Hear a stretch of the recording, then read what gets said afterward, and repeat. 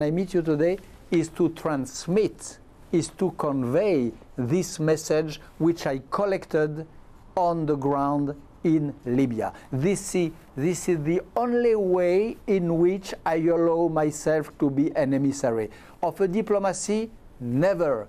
Of a suffering, battling and resisting people, often. And in this case, Libya, of course.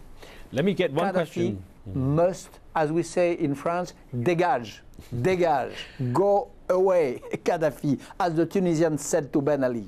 Well, Bernard-Henri Lévy, thank you very much for joining us, sir. It was good to spend the time talking with you. Thank you. And thank you for being with us. Now, remember, you can follow our program on Twitter. We'll keep you notified of upcoming shows, and you can send us questions and comments to pose to our guests.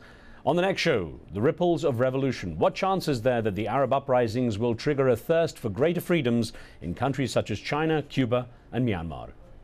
Be sure to tune in for that. From me and the team, we'll see you next time.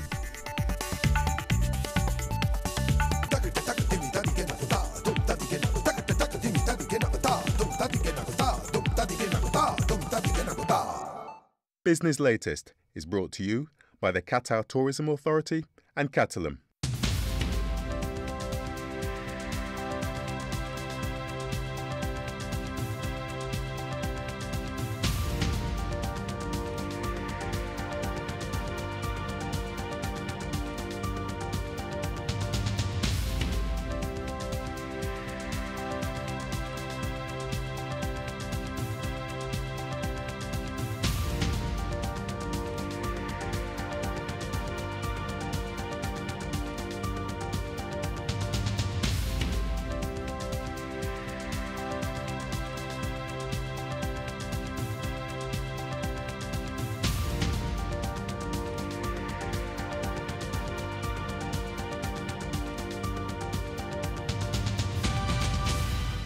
Business Latest is brought to you by the Qatar Tourism Authority and Catalan.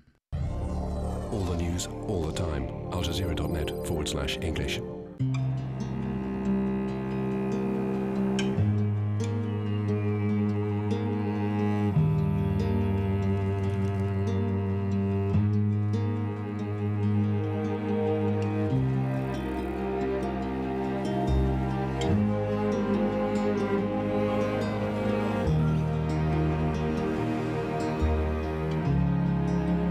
Bringing energy to life.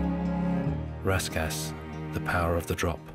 From the ancient traditions of the written word to the power of photography and expressions of identity through dance, art is a constant feature of the human landscape.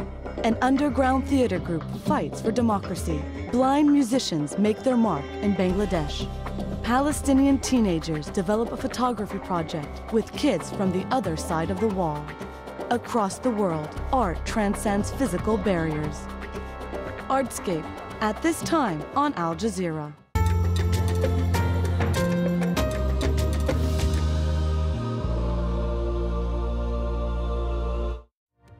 If they want to support the militia, do it. But I will tell you from now, you're going to lose.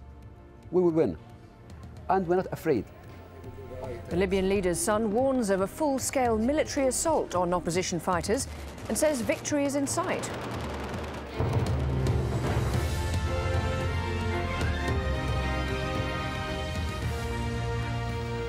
Hello, I'm Lauren Taylor. This is Al Jazeera live from Doha. Also ahead, France recognises Libya's opposition as the country's legitimate government, and Hillary Clinton says she'll meet them too.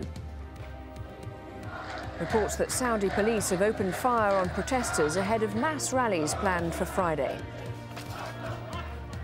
And Côte d'Ivoire's opposition leader calls game over as the African Union backs his claims to the presidency.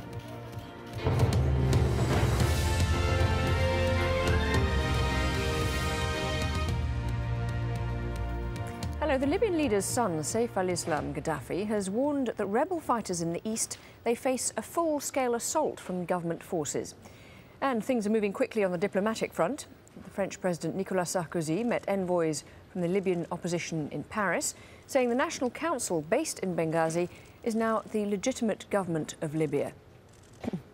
NATO ministers meeting in Brussels continue to discuss a possible no-fly zone, and the Secretary-General warned that the world will not stand idly by if Gaddafi continues attacking his people. But the fighting goes on. Government forces pounding the oil port of Ras Lanouf with rockets and tank shells on Thursday, driving back rebel fighters. Let's take you straight now to a news conference being given by the Libyan Deputy Foreign Minister Khaled al-Kuwaim. I'll tell you something. It has become evident now that there are civilians with weapons and munitions and with the artillery, with missiles attacking the armed forces. There is no argument about this. We are seeing them on TVs, or we see them on the ground, and the armed forces caught more than 1,500 of them. And some of them, they are at this time, they are giving their version of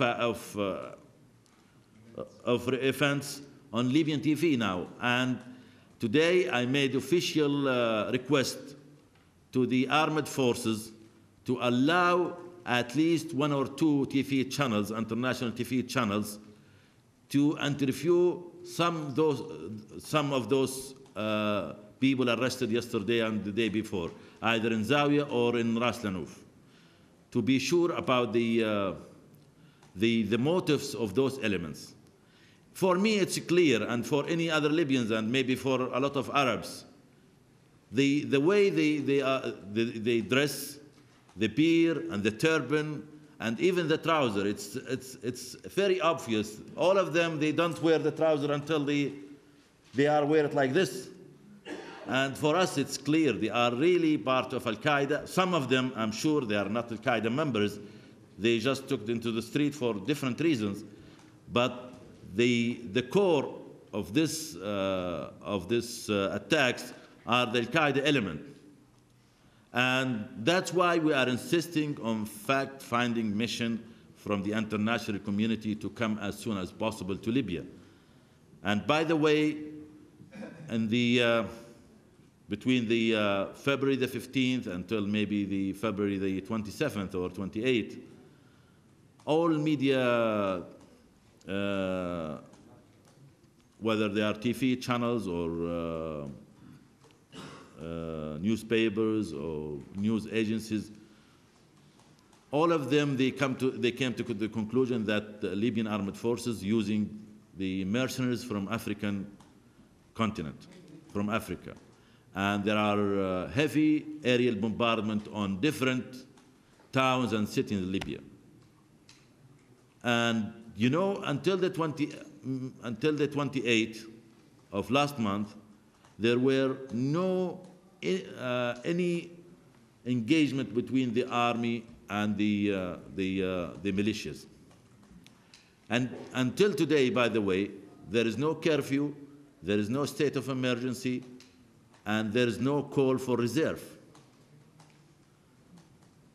Until this moment, in all Libyan territories, no curfew, no state of emergency, no